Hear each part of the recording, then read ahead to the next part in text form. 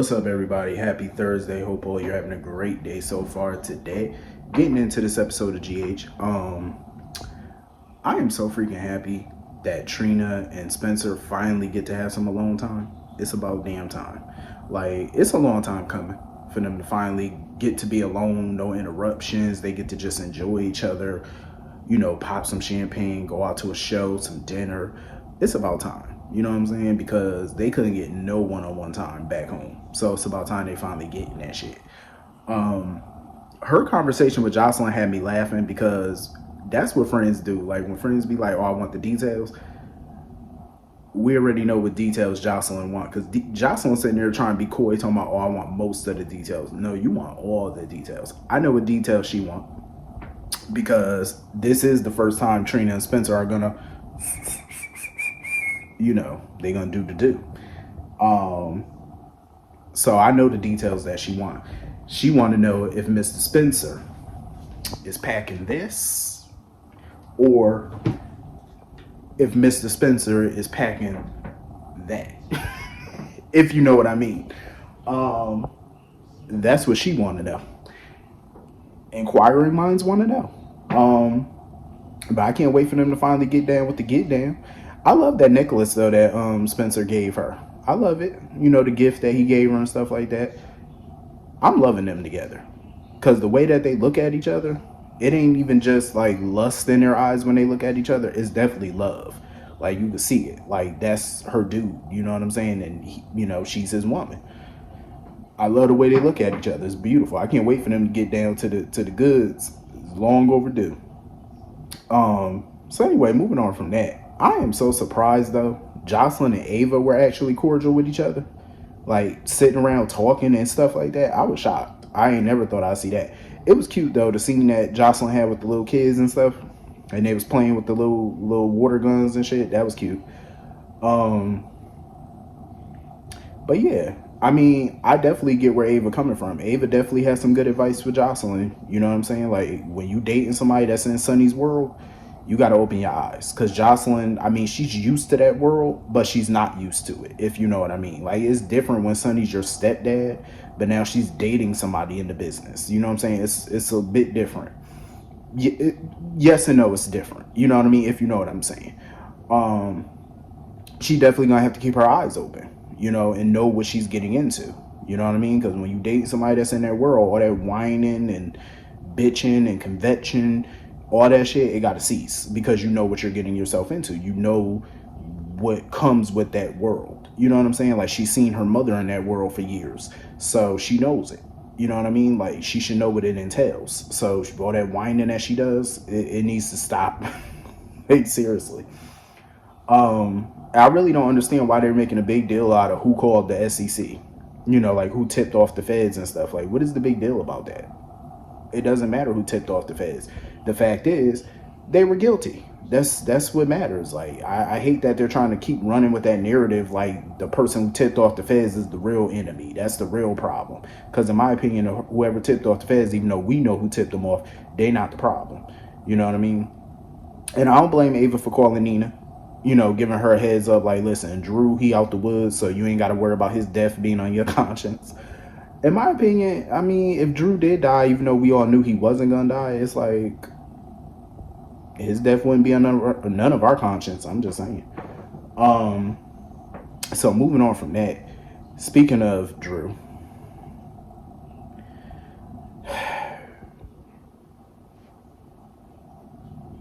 he's awake.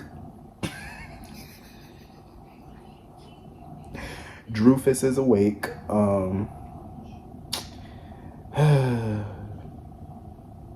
I ain't really care. I'm gonna be honest. That whole scene with him and Carly. Oh, I love you. You're my heart. I love you. I ain't give a shit. They just bore me to tears. Listen. Only thing I was interested in that whole scene about was when the Warden and Jordan came up in there. That's the only thing I cared about. They brought some interest to that scene. Carly with her bitching. It's like, yeah, going off on the Warden and stuff like that, lashing out at the Warden and all that about, even about how oh, prison is violent and it's prison, Carly. What the hell did you expect? Of course, you wouldn't know what prison is like because you've never been there, surprisingly. But it's prison. People get shanked in there. People get beat up in there. I mean, shit, it happens to inmates all the time. Obviously Drew's attack was orchestrated, but it's an everyday occurrence in prison. It happens. Especially in them little maximum security prisons. It happens. Dude is in Pentonville. It ain't like he's at Spring Ridge or whatever, where it's, minimum security or whatever. Like, you're in prison with hardened criminals. You know what I'm saying? Fights are going to happen, stabbings. It's going to happen, Carly. I really hope Jordan get to the bottom of it, though, because since she the one questioning the board and stuff about what's going on up in there, I really hope somebody uncover what that witch is up to. The fact that she working with Cyrus. I hope it's Jordan that uncover it. Because I'm loving seeing Jordan as deputy mayor, like, asking all the questions, because it kind of feels like she's still in that commissioner's role, leading the investigation and stuff like that. Because when she was talking to the warden and stuff, I was like, well, why isn't Mac talking to the warden? But Mac got his hands full right now, so I ain't mad at Jordan doing it. Cause I'm glad that they all working in tandem together to try to piece all this bullshit together. But that warden need to go down. She definitely need to go down, cause her crooked ass. And Cyrus, of course, he need to get rid of Mason, cause Mason is incompetent. Like, this man is totally incompetent. Cyrus is pretty much on the warpath right now. Cyrus don't give a damn. He's ready to take Ava out because he felt like Ava betrayed them or whatever. Like, she was the one that leaked shit to Sonny or whatever. So he ready to take her ass out, even though Nicholas instructed him not to. But Cyrus don't care, because at the end of the day, Nicholas ain't in charge of this. So he don't have to listen to Nicholas, because Nicholas didn't want nothing to happen to Ava. But you can't reason with somebody like Cyrus. You know what I'm saying? It's not going to happen. So it is what it is. Ava better watch her back, because Mason is on the warpath. He's about to be doing, Cyrus's bidding, so she better watch her back. I don't even think Austin or anybody can help her at this point. So anyway, moving on from that. I was really hoping that Sasha was recording her conversation with Gladys. I was hoping so, because we all know Gladys ain't gonna do the right thing. Gladys wouldn't know the right thing if it jumped up and slapped her in the face. I knew she wasn't going to do what was right. And I was hoping somebody was recording her, but of course they probably weren't. I do feel like this is a part of a big plan, though.